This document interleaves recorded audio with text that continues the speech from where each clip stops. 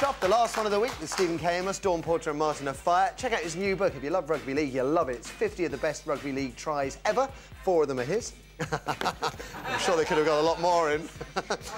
Still to come on this show, older women dating younger guys. Has it become more socially acceptable? Does it depend on the size of the gap? 0207 173 5555. That's the number if you've got something to say, and I'm sure a lot of you have. But first, though, Martin, what have you got from us for the first story comes from The Times. Haiti tragedy deepens as aid efforts are thwarted. We all know, the sad events that have happened in Haiti, and in the aftermath, the total lack of infrastructure in the country is leading to aid being turned back.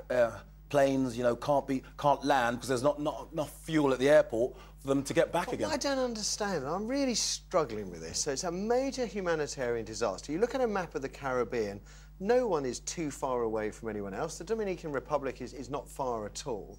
Why is it taking so long to give people water? I just don't understand. I would have thought this was something that it should have been sorted by the international community within 24 hours, well, not 3 days. Says that President Obama has pledged £100 million worth of aid. But it's got to happen now. I say again, it just seems everything's so slow. Yeah, I just think they're just trying to get food in there. They're trying to get resources in there, but they can't do it because, as I say, the infrastructure has broken down. It probably takes time to get the electricity back on, get the water supply. I think from a water point of view, time's running out, isn't it? I mean, they've really got to get it together. But actually, I heard this morning that some of the planes landing into the airports, for example, it took them 3 hours circling just to get space on the runway and to get the stuff taken off the plane because they don't have mechanical equipment that was being done manually. So that was taking a long time as well. Sort of just big naval ships. It is. There is. There's one on the way. There's one on the way. It's taking so long. Anyway.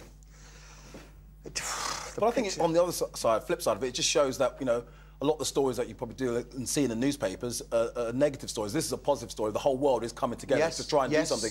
Maybe they're not doing it as well as they should be doing it, but we are coming together. Good point, good point. OK, anything else, Martin? What else have you got? A story which I sort of found quite disturbing. Over 40s stay on the dole, and since I'm over 40, it's saying that unemployed over 40 should be left on the dole and not pushed into jobs, because I think there's a lot of young people as well out of work, so they're sort of saying that maybe the young people should get the jobs. And because we started the week, didn't we? It was this week with the government wants us all to work until we die, or that equivalent. Harriet Harperson just feels that if you want to carry on working, you shouldn't be forced to stop at 65 or 68, as it soon will be. And we were saying that how do you square that with young people being unemployed, 1 million young people unemployed?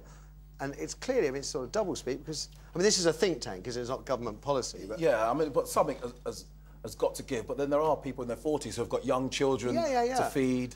And the idea that you're washed up at 40, that's a terrible thought, isn't it? Yeah. Yeah. You don't feel washed up, do you? Definitely not feel washed up. I'm in my prime. Yeah. I'm still coming into my prime, I'd like to think. But, OK, so stay on the dole if you're over 40. Another story, Alco stops. This is all about binge drinking we all know about binge drinking in our culture, and they're bringing in a new system where under 21s... Headless woman falls down in snow.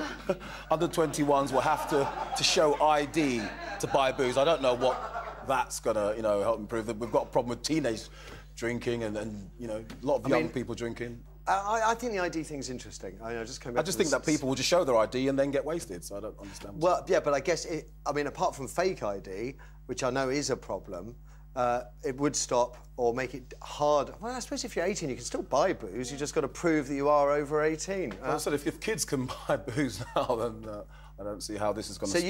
So you don't think at 21... They're saying if you're 21 or under, or they suspect you're being 21 or under, you will have to show ID to prove you are actually old enough to buy booze. Yeah.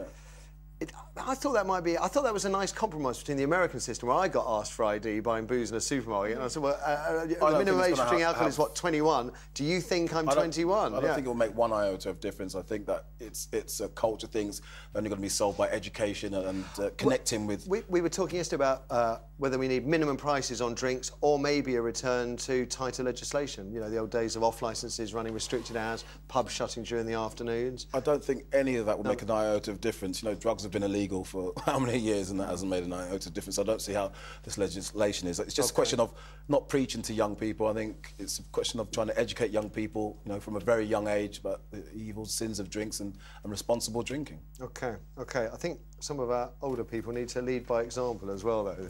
Yeah, that would help. Yeah. OK, one more And my from you. last story is from The Guardian, and it's about Hull becoming the Venice of the North. Architects are saying that over the This next must be a 100 binge drinking follow-up story, isn't it? Yes. Someone's I know, off I think they were drinking off their tree. when the architects are. You must know it well, don't you, Hull? Yes. They're saying that Hull's going to, flood over the next 100 years or so, and architects are going to try and turn it into the Venice of the North. But I think that they're missing. They're saying the walled sort of historic part of the city Yeah. is sufficient. It's sort of sufficiently safe to survive the flooding, and everything else to just turn into canals because people like canals. I just think they'll be chucking beer cans in the canals in Hull. But they do have great fish and chips up there. That's all I can say about Hull. OK.